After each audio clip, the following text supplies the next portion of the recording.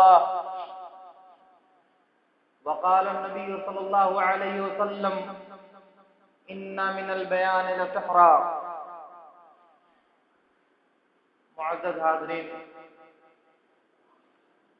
اللہ رب العالمین نے جو دین دے کر کے اپنے آخری نبی محمد رسول اللہ صلی اللہ علیہ وسلم کو بھیجا تھا، اور جس کے لیے اس نے اپنی رضامندی کا اعلان کیا تھا اور کہا تھا کہ ان الدین عند اللہ الاسلام، کہ اللہ کے یہاں محبوب دین صرف اسلام ہے. اس دین کی خوبی اور خصوصیت یہ ہے کہ وہ دین زندگی کے ہر پہلو کا احاطہ کیے ہوئے ہے. اس دین کی تعلیمات ایک انسان کی زندگی کے تمام مراحل سے متعلق ہیں. اسلام کی تعلیمات جیسے مسجد کے لیے ہیں ایسے ہی گھر کے لیے بھی ہیں. اسلام کی تعلیمات جیسے معیشت کے لیے ہے ایسے ہی معاشرت کے لیے بھی ہے. اسلامی تعلیمات جیسے بندے اور رب کے تعلق کو بیان کرنے کے لیے ہے ایسے ہی بندے کا بندے سے تعلق کیسا ہونا چاہیے، اس بات کی بھی اللہ رب العالمین نے اس دین کے ذریعہ وضاحت کیا ہے. انسان اپنی ذاتی اور گھریلو زندگی میں کون سا طرز عمل اپنائے اس کی وضاحت اسلام کرتا ہے. انسان سیاست کے میدان میں کون سا طریقہ اپنائے اس کی وضاحت اسلام کرتا ہے. انسان بین الاقوامی تعلقات میں کون سا رویہ اپنائے اس کی وضاحت اسلام کرتا ہے.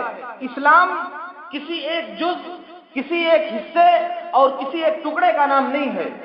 اسلام صرف اس بات کا نام نہیں ہے کہ مسجد میں آؤ تو مسلمان بن جاؤ، مسجد کے باہر جاؤ تو کوئی دوسرا دین اور کوئی دوسرا طریقہ اپنانے لگو.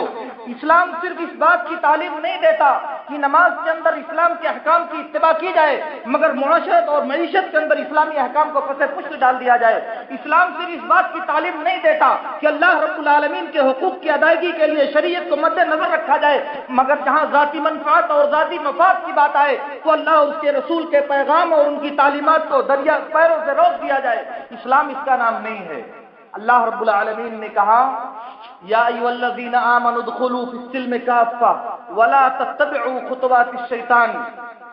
اے ایمان والو، مکمل طور سے پورے طور سے تم اسلام میں داخل ہو جاؤ اور شیطان کے نقش قدم کی پیروی مت کرو. مکمل طور سے تم اسلام کے دائرے میں داخل ہو جاؤ اور شیطان کے نقش قدم کی پیروی نہیں کرو. ہم مسلمانوں سے اللہ رب العالمین کو اور اللہ رب العالمین کے دین کا اس بات کا پرزور مطالبہ ہے کہ ہم پورے طور سے اسلام میں داخل ہوں. ایک قدم اسلام کے اندر ڈال کر کے دوسرا پیر اسلام سے باہر ہو، یہ اللہ رب العالمین کو مطلوب نہیں ہے. اپنے مفاد کے تعلق سے اللہ کی شریعت کو حکم اور فیصل تسلیم کیا جائے اور جہاں مفاد متعارض ہو اسلام اپنے مفاد سے اسلامی حکم متعارض ہو وہاں اسلامی حکم کو پیروں سے رونت دیا جائے. یہ اسلام کی شان ایک مسلمان کے ایمان کا تقاضا نہیں ہے. اس لیے پہلی بات آپ یہ بات ذہن میں بٹھا لیں، اور یہ بات میرا خیال ہے کہ ہم میں سے ہر فرد کے ایمان اور عقیدے کا جز بھی ہے کہ ہمیں اپنی زندگی کے ہر موڑ کو، زندگی کے ہر لمحے کو، زندگی کے ہر اس پیش آمدہ مسئلے کو جو ہماری زندگی میں پیش آتا ہے اس کا حل رب العالمین نے دین اسلام کی شکل میں، قرآن و سنت کی شکل میں ہمارے سامنے پیش کر دیا ہے. رہنمائی کے لیے، ہدایت کے لیے اور روشنی حاصل کرنے کے لیے اللہ رب العالمین نے ہمیں راستہ دکھا دیا ہے. اس لیے ان چیزوں کے حل کے لیے رب العالمین نے اعلان کیا وَمَا اخْتَلَفْتُمْ فِيهِ مِنْ شَيْءٍ فَحُكْمُهُ إِلَى اللَّهِ.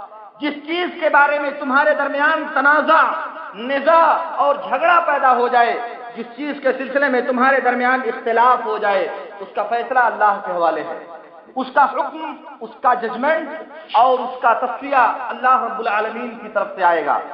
اس کا مطلب یہ ہوا کہ دین اسلام صرف اس بات کا نام نہیں ہے کہ جو احکام و مسائل ہم نے دماغ میں بٹھا رکھے ہیں ان میں اسلام کی روشنی حاصل کی جائے، اور جن مسائل اور احکام کو ہم نے اپنے دماغ میں بٹھا رکھا ہے ان کے تعلق سے اسلام کی تعلیمات کو پس پشت ڈال دیا جائے.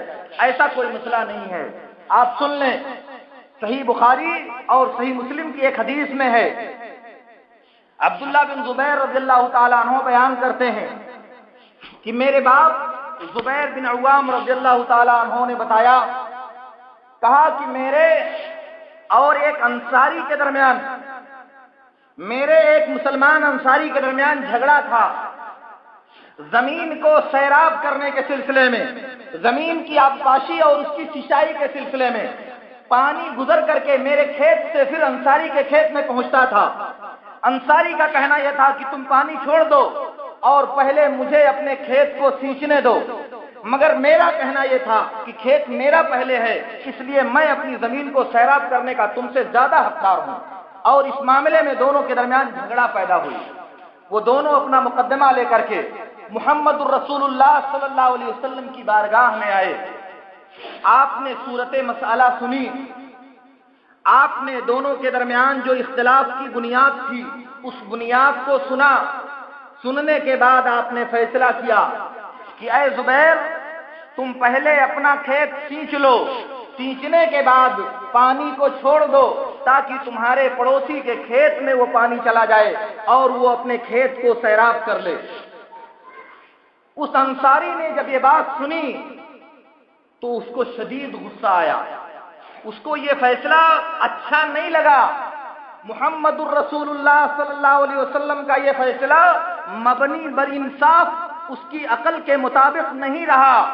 اس کی عقل نے یہ فیصلہ کیا کہ رحمت للعالمین کا یہ فیصلہ جائرانہ، ظالمانہ اور غیر منصفانہ فیصلہ ہے۔ ذرا سوچئے گا، اس نے کہا کہ یہ آپ کی پھوپھی کے بیٹے جو ٹھہرے اس لیے آپ نے یہ فیصلہ کیا ہے۔ اس نے محمد الرسول اللہ صلی اللہ علیہ وسلم سے کہا کہ یہ آپ کی پھوپھی کے بیٹے ہیں، اس لیے آپ نے فیصلے میں ان کی بیجا اور ناجائز حمایت کیا ہے۔ آپ نے یہ بات سنی، سخت ناگوار لگی آپ کو یہ بات، شدید غصہ ہوئے، انتہائی غصے کی حالت میں آپ نے پھر دوسرا فیصلہ کیا اور کہا کہ زبیر، تم جاؤ اور اپنے کھیت کو سینچو یہاں تک کہ پانی میڑیوں تک پر ہو جائے، پھر اس کے بعد اپنے پڑوسی کے پاس جانے دینا۔ یہاں تک کہ تمہارے کھیت میں کھیت کی میڑی تک پانی بھر جائے، پھر اس کے بعد تم پانی اپنے پڑوسی کے کھیت میں جانے دینا۔ زبیر کہتے ہیں اسی بارے میں اللہ رب العالمین نے قرآن کی آیت نازل فرمائی، فَلَا وَرَبِّكَ لَا يُؤْمِنُونَ حَتَّى يُحَكِّمُوكَ فِيمَا شَجَرَ بَيْنَهُمْ ثم لا يجدوا في انفسهم حرجا مما قضيت ويسلموا تسلیما۔ تیرے رب کی قسم، یہ لوگ اس وقت تک مومن نہیں ہو سکتے جب تک اپنے اختلاف میں آپ کو حکم اور جج نہ تسلیم کر لیں، اور پھر صرف تسلیم نہیں کر لیں بلکہ آپ کا جو فیصلہ آ جائے اس فیصلے کے آگے سر تسلیم خم کرتے ہوئے پیشانی پر کسی قسم کا بل نہیں پڑنا چاہیے، کسی قسم کا حرج اور تنگی محسوس نہیں کرنا چاہیے۔ خوش دلی کے ساتھ محمد رسول اللہ صلی اللہ علیہ وسلم کو جج اور آپ کے ججمنٹ کو تسلیم کرنا یہ ایمان کے موجود ہونے کی نشانی ہے، اور اگر ایسا نہیں تو اس کا مطلب کہ یہ لوگ مومن نہیں ہیں۔ یہ رب العالمین کا اعلان ہے۔ اور یہ آیت جس تعلق سے میں عرض کر رہا ہوں یہ بخاری اور مسلم کی روایت میں ہے۔ محمد الرسول اللہ کا فیصلہ آیا، ایک انسان کی خواہش نفس سے ٹکرا گیا، ایک انسان کی ذاتی منفعت کے مطابق محمد صلی اللہ علیہ وسلم کا فیصلہ نہیں تھا۔ کہا کہ یہ ظالمانہ فیصلہ ہے، عقل اس فیصلے کو تسلیم نہیں کرتی۔ بخاری اور مسلم کی ایک دوسری روایت میں ہے، علی بن ابی طالب رضی اللہ تعالیٰ عنہ کو اللہ کے رسول نے یمن بھیجا تھا معلم اور گورنر بنا کر کے۔ انہوں نے وہاں سے کچھ دولت بھیجی، کچھ مال بھیجا، اس میں کچھ سونے بھی تھے۔ اللہ کے رسول صلی اللہ علیہ وسلم کے پاس آیا، آپ اسے صحابہ کرام کے درمیان تقسیم کرنے لگے۔ آپ نے اپنی ثوابدید کے مطابق اللہ رب العالمین نے جو آپ کو علم اور جو رہنمائی فرمائی تھی اس کی روشنی میں آپ نے وہ دولت اپنے صحابہ کرام کے درمیان تقسیم کیا۔ تقسیم کرتے ہوئے ایک انسان وہاں بیٹھا ہوا تھا، اس انسان نے کہا اعدل یا محمد، اعدل یا محمد واللہ ان هذه قسمۃ ما ورید بها وجه اللہ۔ اللہ کے رسول صلی اللہ علیہ وسلم نے کہا अला तामनूनी व अना अमीन मन फिस समा फमन यअदिल इज़ा लम अअदिल। उसके बाद पूरी हदीस लंबी है। उसने कहा, मोहम्मद जरा इंसाफ से काम लो, फैसला करने में अदल का दामन मत छोड़ो, अदल के साथ फैसला करो। अल्लाह की कसम, ये जो तकसीम हुई है, इस तकसीम में अल्लाह की रजामंदी पेश नजर नहीं रखी गई है। इस तकसीम में अल्लाह की रजा और अल्लाह की खुशनुदी पेश नजर नहीं रही। ये तो जाती मनफात या किसी और खुद गर्जी के एतबार से ये दौलत तकसीम की गई है। अल्लाह के रसूल ने ये बात सुनी। हदीस में आता है कि आपका चेहरा इतना लाल हो गया, इतना लाल हो गया कि ऐसा लग रहा था कि आपके चेहरे पर अनार का दाना निचोड़ दिया गया है। आपने कहा कि अगर मैं इंसाफ नहीं करूंगा इस सूर्य जमीन पर, तो फिर कौन इंसाफ करेगा?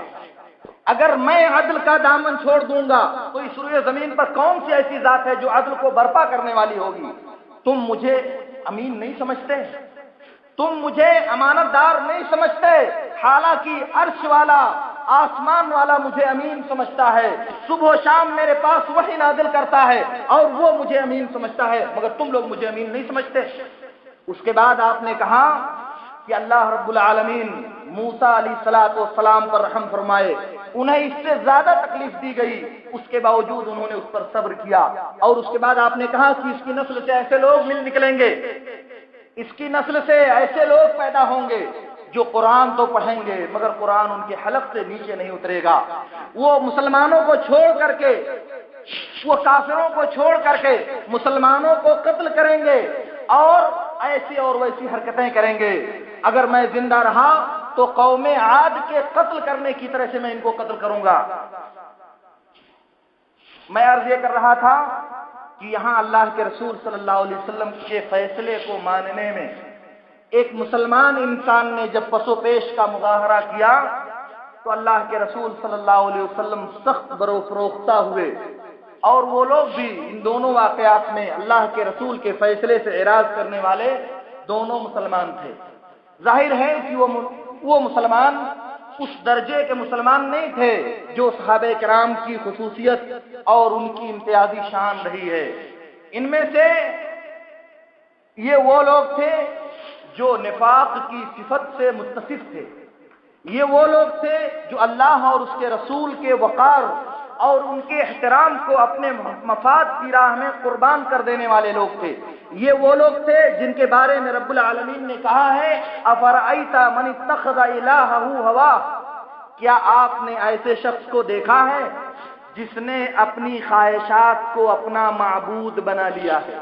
ये वो लोग थे जो अपनी ख्वाहिशात की राह में रुकावट बनने वाली हर रुकावट को हर मुमकिन तरीके से रोक तोड़ने के लिए तैयार रहते हैं, जो अपने मफाद की राह में अगर कोई चीज रोड़ा बन रही है तो उस रोड़े को टालने के लिए हर मुमकिन हरबा इस्तेमाल करने पर अपने आप को आमादा कर लेते हैं। वो हरबा जायज हो, नाजायज हो, हक हो, बातिल हो, दुरुस्त हो, गैर दुरुस्त हो, उनको इससे कोई मतलब नहीं।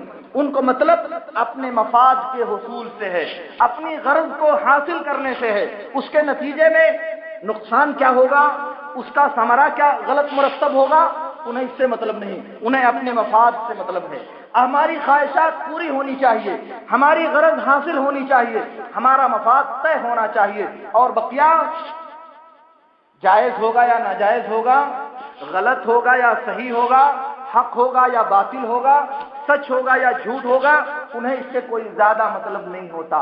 ये वो लोग थे जो उस जमाने में, नुज़ूल वही के जमाने में अल्लाह के रसूल सल्लल्लाहु अलैहि वसल्लम के साथ तामुल करने वाले लोग थे। अब अगर ये जो तर्ज अमल तारीख के अदवार में हमारे दरमियान मौजूद रहा है, ये जो तरीक़े फिक्र है जो तारीख के मुख्तलिफ अदवार में उम्मत मुस्लिमा के अंदर जरासीम बनकर या कीड़ा बनकर शबखून मारता रहा है, वो अगर कभी फिर सर उठाए और फिर कभी ये रवैया अपनाने की कोशिश करे, तो क्या उसमें ये बात कही जा सकती है कि ये बात हक है, ये बात सच है? नहीं। जुबानो बयान की गिरफ्त और जुबानो बयान की महारत और अपने कज़िये को मुकम्मल तौर से या अच्छे अंदाज में पेश करने का हुनर, یہ حق کو باطل نہیں کر دیتا، باطل کو حق نہیں کر سکتا۔ حق وہ ہے جسے عرش والے نے حق قرار دیا ہے، باطل وہ ہے جسے عرش والے نے باطل قرار دیا ہے۔ ہم اور آپ چاہیں یا نہ چاہیں، ہمیں اور آپ کو پسند آئے یا نہ آئے، یہ اللہ رب العالمین کی طرف سے طے شدہ معاملہ ہے جس میں کسی تردد اور کسی قیل و قال کی گنجائش نہیں ہے۔ دوسری بات میں آپ سے یہ صاف کرنا چاہ رہا ہوں، آپ سن لیجئے گا۔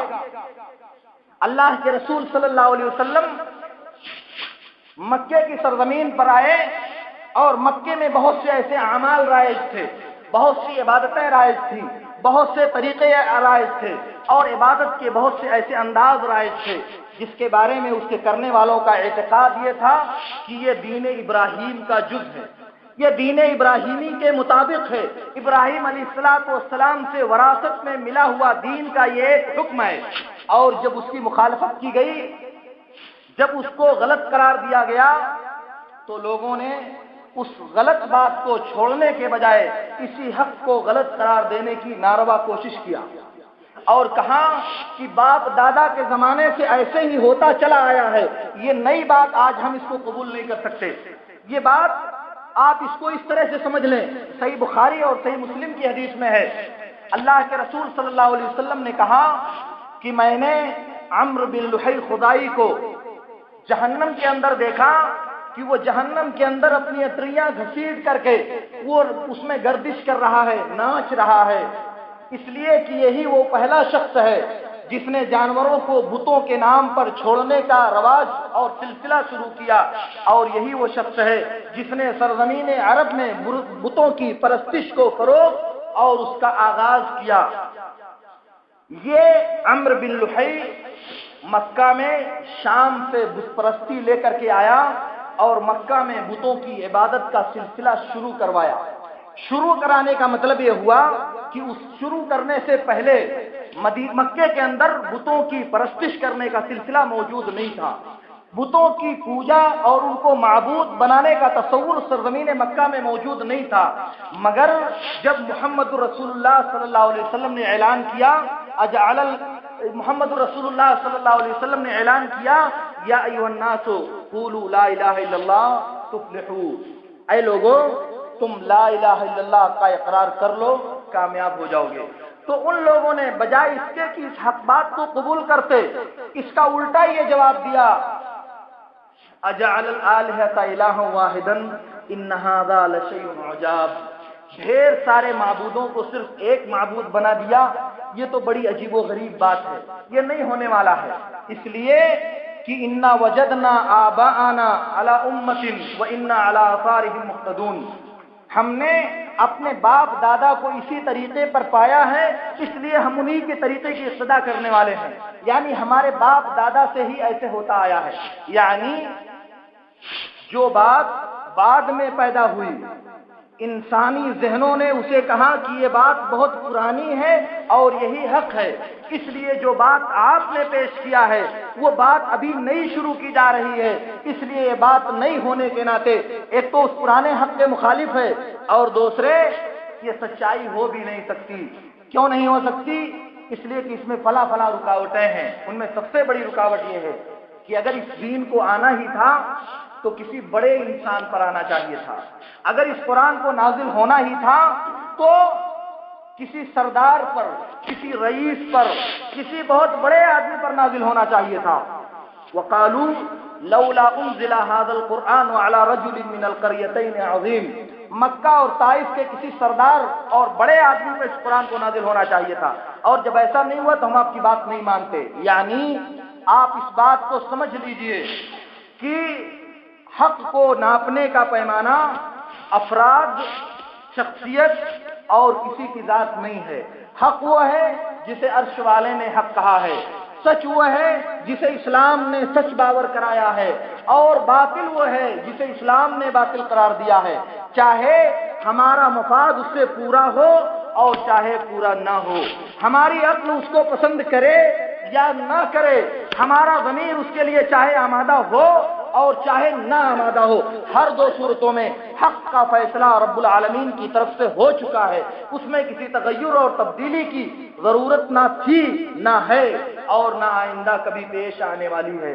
اس لیے میری دوسری بات یہ ہے کہ جیسے انصاف اور عدل کا تقاضا یہ ہے کہ اللہ اور اس کے رسول کے حکم کو آخری اور سپریم ججمنٹ تصور کیا جائے، ان کے فیصلے کے سامنے اپنی تمام آراء، اپنی تمام چاہتوں اور اپنی تمام خواہشات کو ختم کر دیا جائے، ایسے ہی اس بات کا بھی ہم سے تقاضا اور مطالبہ ہے کہ اس حق کی شناخت کے لیے، اس حق کو پہچاننے کے لیے جو ترازو اپنایا جائے وہ ترازو شریعت سے ملنا چاہیے، وہ معیار شریعت سے ملنا چاہیے، وہ معیار زید اور بکر کی چاہت کے مطابق نہیں ہونا چاہیے، وہ معیار، وہ کسوٹی ہماری اپنی خواہشات کے مطابق ہو یا نہ ہو مگر عرش والے کے حکم کے مطابق ہونا چاہیے۔ اور پھر تیسری بات یہ ہے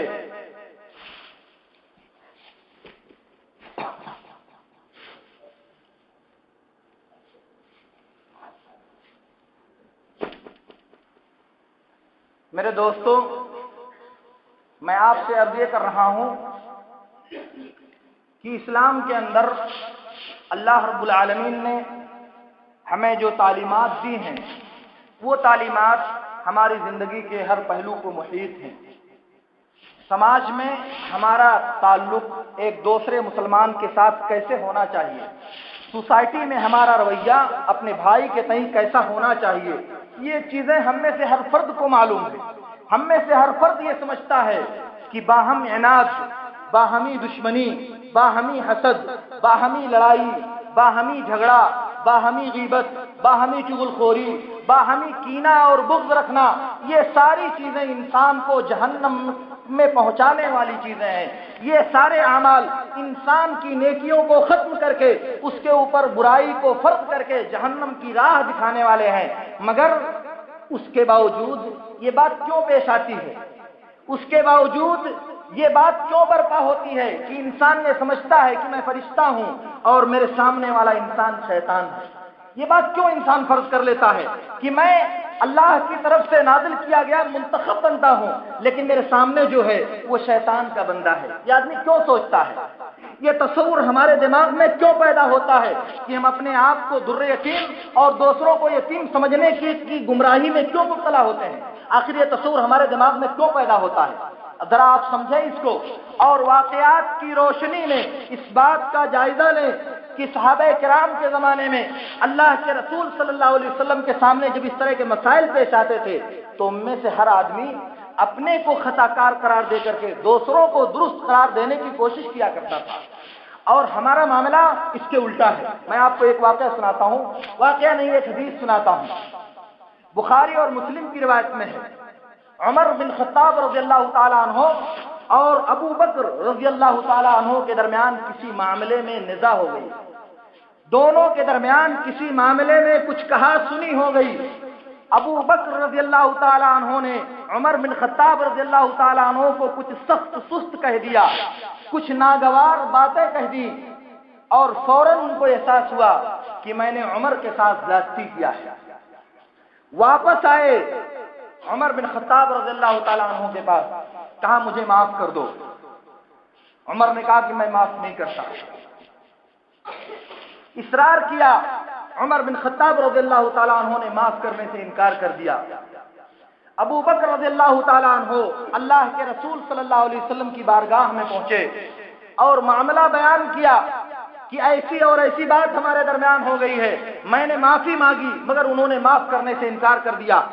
اتنے میں عمر بن خطاب کا شعور جاگا، ان کا احساس بیدار ہوا کہ میں نے ابو بکر کے ساتھ زیادتی کیا ہے، انہوں نے مجھ سے درگزر کی درخواست کیا اور میں نے اس درخواست کو رد کر دیا ہے۔ گھر سے نکلے بھاگے ہوئے ابو بکر رضی اللہ تعالیٰ عنہ کے گھر گئے، وہ نہیں ملے، بھاگے ہوئے فوراً دربار رسالت میں حاضر ہوئے۔ اتنے میں دیکھا کہ ابو بکر رضی اللہ تعالیٰ عنہ اللہ کے رسول صلی اللہ علیہ وسلم کے سامنے تشریف فرما ہے۔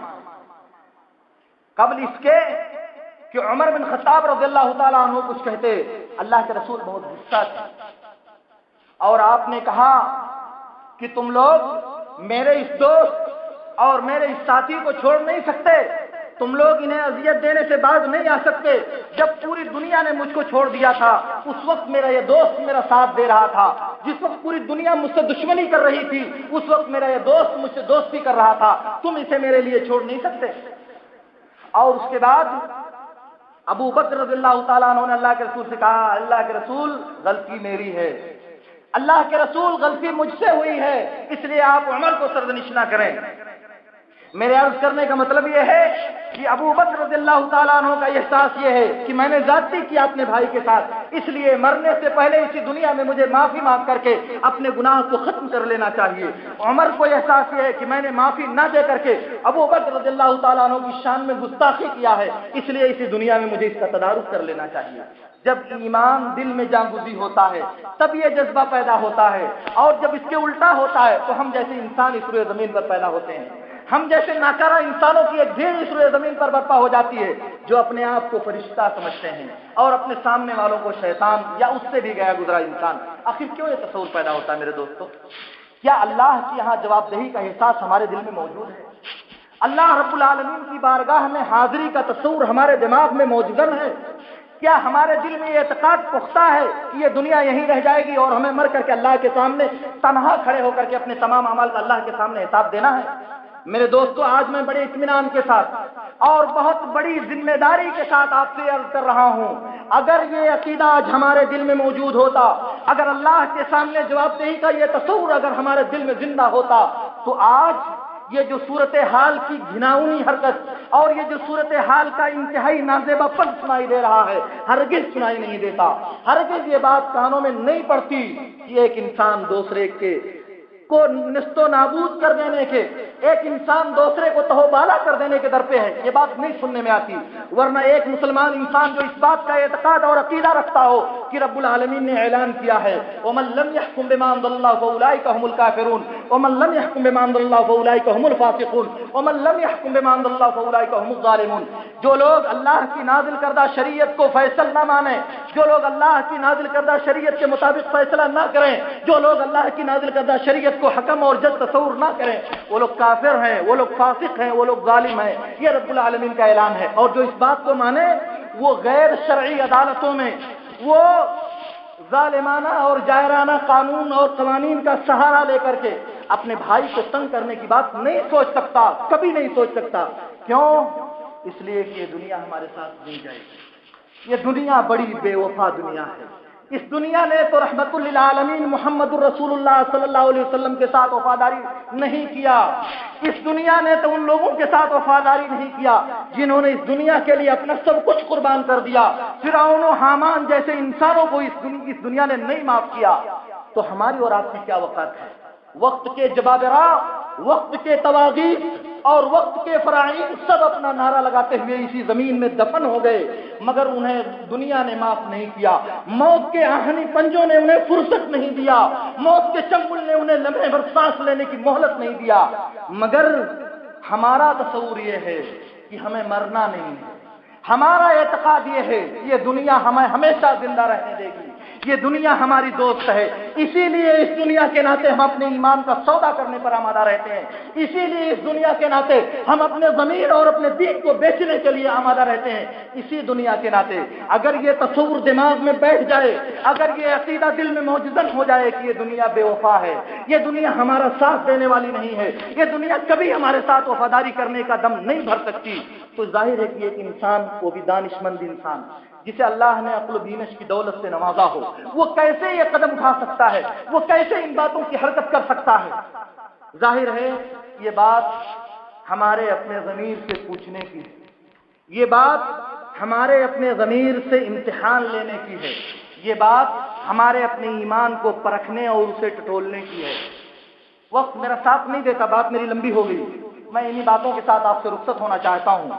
میری پہلی بات یہ ہے میرے دوستو کہ یہ دنیا جس میں ہم اور آپ سانس لے رہے ہیں، ہم نے اس میں اسلام کا کلمہ پڑھا ہے، ہم اپنے آپ کو مسلمان کہتے ہیں، اس کا تقاضا یہ ہے کہ ہماری زندگی میں اسلام کی جلوہ نمائی ہو، اس کا ہم سے مطالبہ یہ ہے کہ ہماری زندگی میں اسلامی حکم کی اور اسلامی شریعت کی فرما روائی پائی جائے، ہماری جذبات پر، ہماری خواہشات پر، ہماری انانیت پر، ہمارے مفاد پر، ہماری تمام چیزوں پر اسلام کی مضبوط گرفت ہونی چاہیے۔ اسی کی روشنی میں ہمیں ڈھلنا اور اسی کی روشنی میں ہمیں چلنا اور بیٹھنا چاہیے۔ اور پھر دوسری بات یہ ہے کہ یہ پہچاننے کا طریقہ، سچائی کو ناپنے کا طریقہ، حق کو پرکھنے کا معیار